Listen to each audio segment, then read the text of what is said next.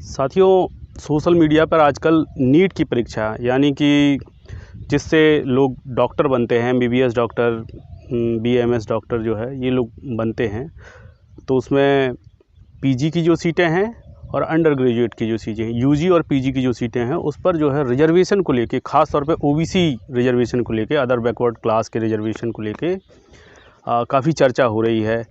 मोदी सरकार पर ये आरोप है कि वो जो है ओबीसी के छात्रों को जो है आरक्षण नहीं दे रहे हैं। जो उनका 27% आरक्षण उनको दिया जाता है वो नहीं दे रहे हैं। मतलब एक तरह का कहने का मतलब ये है कि ओबीसी समाज के बच्चों को मोदी सरकार जो खुद को जो बैकवर्ड जातियों का वोट लेके सत्ता में आई है, वो सरकार जो है वो ओबीसी समाज के बच्चों को डॉक्टर बनने से रोक रही है। सीधे सीधे सरल भाषा में कहा जाए तो डॉक्टर बनने से रोक रही है।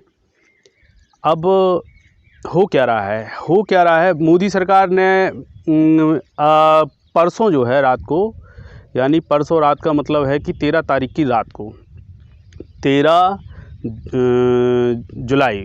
जुलाई 2021 की रात को एक नोटिफिकेशन जारी करके इसके जवाब में, इन पे जो आरोप लग रहा था उसके जवाब में ये कहा कि जो पीजी की और यूजी की जो केंद्रीय यूनिवर्सिटियां हैं, जो केंद्र सरकार के अधीन जो विद्यालय और यूनिवर्सिटी आ रहे हैं, उसमें आरक्षण दिया जाएगा, लेकिन राज्य सरकार के अधीन जो आरक्षण जो कॉलेज आते हैं उनमें आरक्षण अभी भी नहीं हो पाएगा। तो इस पर मोदी सरकार ये तर्क दे रही है कि दरअसल कोई केस चल रहा है। ये केस है, कोई सुकन्या नाम है या सलोनी नाम है, सलोनी एंड अदर्स वर्सेस डीजीसीए या डीजी कुछ ऐसा नाम है।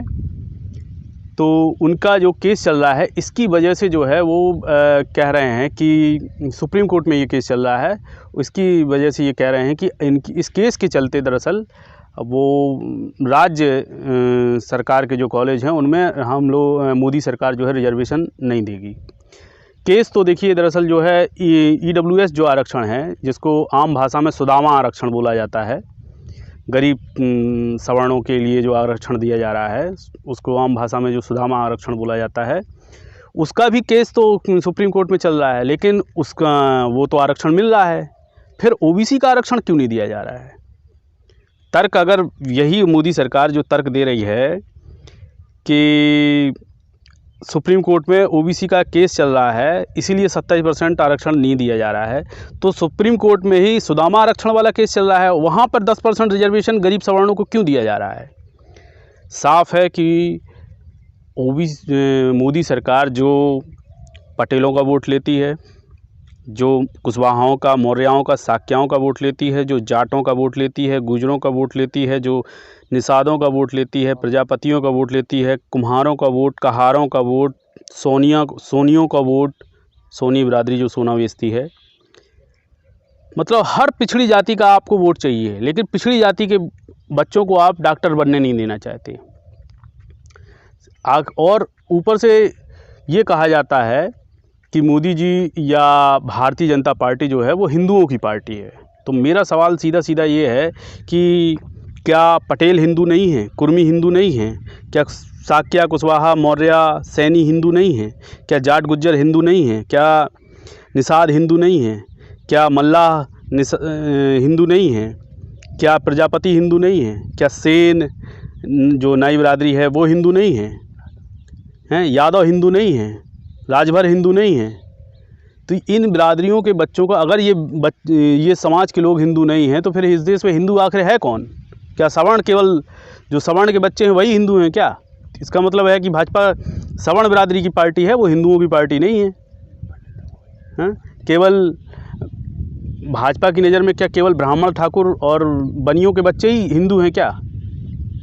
या तो भाजपा सीधे बताए कि हम केवल सवर्णों की पार्टी हैं, और भाजपा को जवाब देना चाहिए कि भाजपा हिंदुओं के, ओबीसी समाज के जो हिंदू हैं उनके बच्चों को डॉक्टर क्यों नहीं बनने देना चाहती है। भाजपा पे बहुत सारे आरोप लगते भी रहे हैं कि भाजपा वैसे भी सवर्णों की पार्टी मानी जाती है, लेकिन अब भाजपा जो है खुलकर जब ओबीसी समाज के बच्चों को डॉक्टर नहीं बनने दे रही है नीट की परीक्षा में और एक तरह से ओबीसी रिजर्वेशन का विरोध कर रही है। तमिलनाडु में तो भाजपा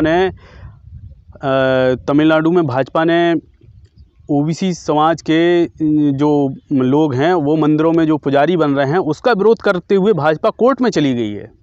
तो ओबीसी समाज का भाजपा को वोट तो चाहिए, लेकिन ओबीसी समाज की हिस्सेदारी भाजपा क्यों नहीं देना चाहती। याद रखिए, मोदी जी और भाजपा दोनों कान खोल के सुन ले। जिस तरह से दलितों ने कांग्रेस का साथ छोड़ दिया और आज कांग्रेस सड़क पे आ गई है, जिस दिन ओबीसी समाज जाग गया और भाजपा का साथ छोड़ दिया, भाजपा भी ऐसी सड़क पे दिखाई देगी। कोई नहीं पूछेगा भाजपा को। भाजपा का जो अहंकार है वो केवल ओबीसी की वोटों के दम पर सत्ता में आई है। केंद्र की सत्ता हो चाहे राज्य की सत्ता हो, जिस दिन ओबीसी समाज भाजपा का साथ छोड़ देगा, भाजपा कोई नहीं पूछेगा भाजपा को। सड़क पे खड़ी दिखाई देगी भाजपा। धन्यवाद।